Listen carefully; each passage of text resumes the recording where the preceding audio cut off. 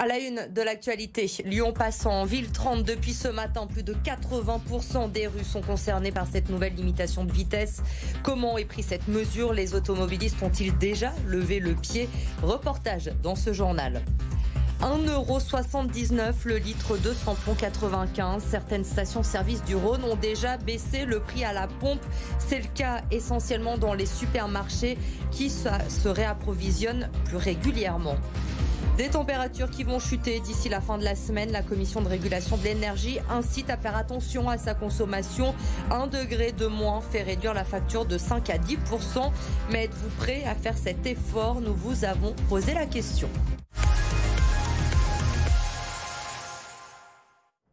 Vous n'avez pas pu passer à côté. Ça y est, depuis ce matin, de nouveaux panneaux fleurissent un peu partout dans la ville. Ces panneaux, précisément, la ville est passée en effet en zone 30. Le 50 km/h est désormais l'exception sur quelques grandes artères de la ville. Alors comment avez-vous réagi? La mesure est-elle déjà respectée? Élément de réponse avec Mélanie Ferreira. Sur les panneaux, c'est maintenant assez clair en ville, sauf exception, on roule à 30. Mais au compteur des automobilistes, ça dépasse souvent. Ouais, j'étais à 70, ouais. 40 km/h, 35-40 km/h à peu près. Oh ben j'étais à 40 à peu près, 35-40, ouais. Bah, j'étais à 55, donc pour 50 c'était bon, mais pour 30 c'est plus bon du tout. Et les avis des automobilistes sur cette nouvelle limitation de vitesse sont mitigés. 30, c'est n'importe quoi. Bientôt les vélos ils vont aller plus vite que nous, quoi, tout simplement. Ça sert à rien.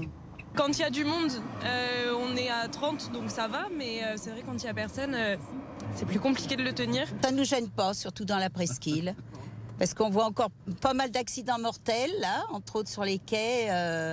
Non, on n'est pas contre. Ce piéton, lui, est plutôt satisfait de la mesure. Pour protéger les piétons, oui, pour donc limiter les accidents, parce qu'à 30 à l'heure, on s'arrête dans toutes les conditions. À 50, c'est moins sûr. Donc voilà, c'est mon argument. Et c'est le même argument de la sécurité qui est avancé par la municipalité écologiste. Toutes les villes, on l'a vu, qui ont fait ce choix-là, ont vu l'accidentologie réduire, le nombre de morts, le nombre de blessés graves se réduire considérablement. En moyenne, c'est entre moins 40 et moins 50% de morts dans les rues, sur les routes, dans les communes qui ont décidé de passer à 30 km à l'heure. Autre avantage, selon la ville, la baisse des nuisances sonores et de la pollution. Et pour que vous ayez le temps de vous y habituer, les contrôles seront d'abord pédagogiques durant 1 mois. Mais attention, les PV devraient commencer à tomber dès le mois de mai. Nous vous en parlions la semaine dernière sur BFM Lyon. Le groupe antifasciste Lyon et environ la Gale a été dissous ce mercredi lors du Conseil des ministres. Le week-end dernier, les militants antifascistes avaient manifesté à Lyon contre cette procédure de dissolution. Et ils ne comptent pas s'arrêter là. Ils iront devant le Conseil d'État. Écoutez. On n'est pas trop surpris, mais on est un peu surpris sur la vitesse. C'est un peu rapide. On se demande si vraiment ils ont lu nos observations contradictoires. L'idée c'est de rebondir et de faire recours auprès du Conseil d'État de façon à faire revoir, voire annuler cette dissolution annoncée. Ça n'a pas changé grand-chose. Il dissout un nom en fait, mais il dissout pas des idées. Nos idées elles sont là, elles comptent bien rester là. Voilà, la lutte antifasciste à Lyon va continuer. Un prêtre qui vit désormais à Lyon visé par un mandat d'arrêt émis par la police canadienne. Clémence Delarbre est avec nous ce soir pour nous en parler. Clémence, que lui est-il exactement reproché? Alors ce prêtre, il s'appelle Johannes Rivoire, il est aujourd'hui âgé de 91 ans et il est accusé d'agression sexuelle sur des enfants inuits. Les faits se sont déroulés il y a plus de 30 ans alors que le prêtre français exerçait dans le Grand Nord canadien. Il a quitté le pays en 1993 et depuis il réside à Lyon. Aujourd'hui il est dans un EHPAD lyonnais. Ce prêtre était déjà connu au Canada car il avait déjà fait l'objet d'un mandat d'arrêt qui n'avait pas été suivi des faits. En septembre dernier, l'affaire est relancée quand la police canadienne reçoit une plainte pour agression sexuelle survenue il y a 47 ans. Suite à ça, une enquête a été lancée, d'où ce deuxième mandat d'arrêt. Alors au Canada, cette affaire a mis en lumière de nouveaux abus sur des enfants autochtones entre la fin du 19e siècle et les années 80. Pendant des décennies, des enfants ont été enrôlés de force dans des pensionnats à travers tout le pays au nom d'une politique d'assimilation qui visait les peuples amérindiens. Des abus qui sont aujourd'hui reconnus par le gouvernement canadien. Alors, dans une interview accordée au journal Le Monde. Le prêtre clame son innocence, mais la communauté inuite ne compte pas en rester là. Lors d'une visite ce lundi au Vatican, ils ont demandé au pape François d'intervenir personnellement dans cette affaire pour que le prêtre soit jugé au Canada ou bien en France. Merci Clémence pour ces précisions donc sur cette nouvelle affaire. Dans l'actualité également, le pouvoir d'achat, préoccupation principale des ménages en ce moment. À partir de vendredi, le prix des carburants va baisser de 18 centimes, promise par le gouvernement.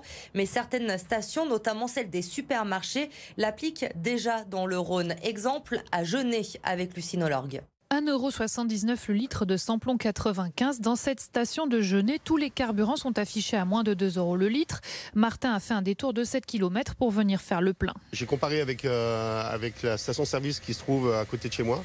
Et il y a une nette différence de prix puisqu'il y a pratiquement 20 centimes.